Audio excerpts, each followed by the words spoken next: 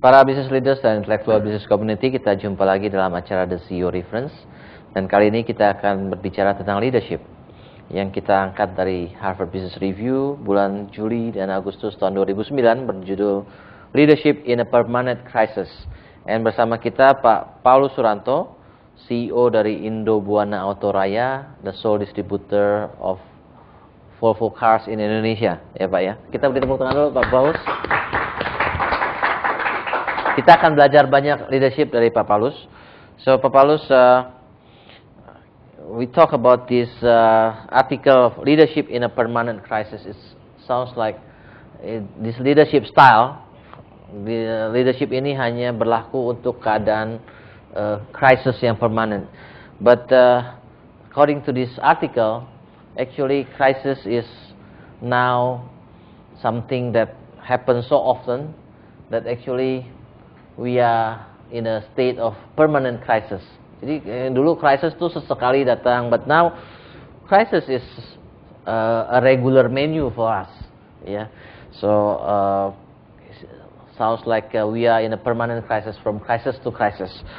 Pak Paulus, according to your experience and in the business, apakah Anda berpikir bahwa sekarang krisis itu memang jauh lebih sering dari sebelumnya? Karena you are in the business for more than 20 years already, right? Yeah. So do you think that crisis is now more often than before? What do you think, Pak? Okay, referring to Volvo in this case. Yes. Yeah. Well, since I was appointed as the CEO. How long ago? April 2006. Okay. Then this topic really applies to it. Right. I have been in permanent crisis since. Since 2006. Since 2006. So every year is a crisis. Yes. All right. But maybe different kind of crisis. It's not like a financial crisis or something like that. But it's a crisis that we have to struggle every day. I mean, to maintain our business with the volume that we have at that point in time. Volvo worldwide is known as a prestigious car and is even one of the luxury cars in the world. And unfortunately in Asia Pacific mostly, and in ASEAN more specifically, the models are not many of Volvo models are really appealing to most people. Yeah, the model of Volvo is appealing to European or Western customers. All right. Like contemporary. No. Van. All right. It's a van. Yeah. A van. Hatchback van. And it is not popular, especially in Indonesia. It's not popular. Terus, this is bahasa gado-gado, right? Right, gado-gado is okay. We also did the operation with assembling CKD, completely knocked down, prior to 1998. Yeah, but when the crisis hit in 1998, Volvo decided to pull out from Indonesia, and I would say it is too quickly. The decision was too quickly because the other automotive brands stayed long enough to endure the crisis, and until now. Now, because Volvo pulled out from Indonesia, then we have to do a CBU operation. Right. We have to import the product from Sweden, and because of the import tax, then the price becomes not very competitive anymore. Yes. So that is the first crisis, if you like. But that was not your experience, eh? I mean, it was happening before you took place as the CEO. Correct. Right? That's correct. When I took place as the CEO, we knew at that time Volvo is maximum volume per year is about 120 units. All right. And when I took the position, I had 155 units. Wow. of stock. Oh, okay, of stock. Yeah. I thought the maximum 120 and No, you no, can no. sell 155. Huh? Of stock. Of Okay. stock with very funny colors. All right. Yeah, like blue. Uh-huh. Yeah. And for luxury cars, medium-sized sedan, the most popular and always has Black. been is black or silver. Okay. What I had was like blue, navy blue, sky blue, something like that. Yeah. And that was done by the representative of Volvo Asia Pacific at the time, before being taken over by Premier Automotive Group of Ford. And the person in charge at the time who ordered that 155 very funny colors stock moved to China. Yeah. So I had to finish all of those, and it took me 1 year to finish all of those, and by any means, and some of it is by repainting it, repainting it to black or silver. All right. This is one, and number two is the operation itself. The organization was huge. All right. Yeah, it's about 250 people working for my organization at the time. And we analyzed that it's when too was big. it? In the 2006. Yes. All right. 2006.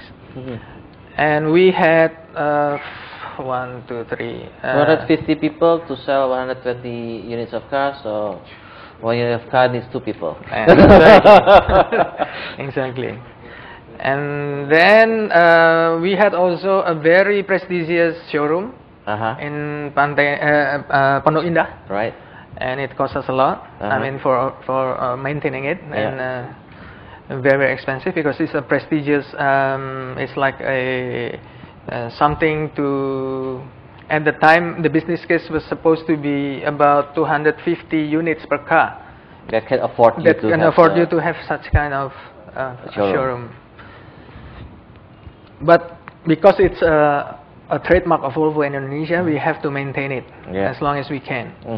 And with the operation of maximum 120 units, it's becoming very, very tough. And we had also another 3 showrooms apart from that showroom, and we have to one by one close down. But it's not enough, because the most expensive one is that one, the most prestigious showroom, the trademark of Volvo. And we until now we have 4 automotive Volvo clubs, very active Volvo clubs, right, in Indonesia, and they are very loyal. And I communicated regularly with them and got input from them, and they said, please do not close this, because most of the customers of Volvo reside in south of Jakarta. Right. Yeah. And this is what makes us proud of Volvo. Realizing it after year by year, it's really, we cannot afford. Right. So we decided, of course with the agreement of the board of Innomobil Group, we closed that down also. When was it? It's in September 2008. 2008. September 2008. It was a very tough decision.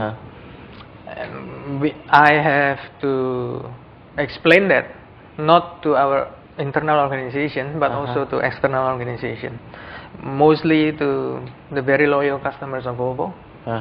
The reason behind it, and eventually they understood it. They understand it until now, even though with some, of course, disappointment, but they understand it. And also I have to resize the organization also. Now I'm with 88%. All right. So now, Pak Paulus, so it seems that you were put in a position since in a really permanent crisis company. Crisis means that, of course, every day you have to face tough decisions, and if you make wrong decisions, then it could be fatal to your company, right? It's the crisis. So every day you have to face very tough situations that you cannot afford any mistakes in making decisions. Yes. And anyhow, you bring this company surviving up to now. Yes. There must be something that you did well. Yeah. And we will learn more about what you did in your company to deal with this crisis, and so far surviving. But we need to have a little break. So business leaders and intellectual business community, we have to break a little while to see what is Volvo. The Volvo will be coming in the next commercial. And for you who wants to join this discussion by asking questions or giving comments to these topics, please SMS to 0896 times 788. We'll see you in the next segment.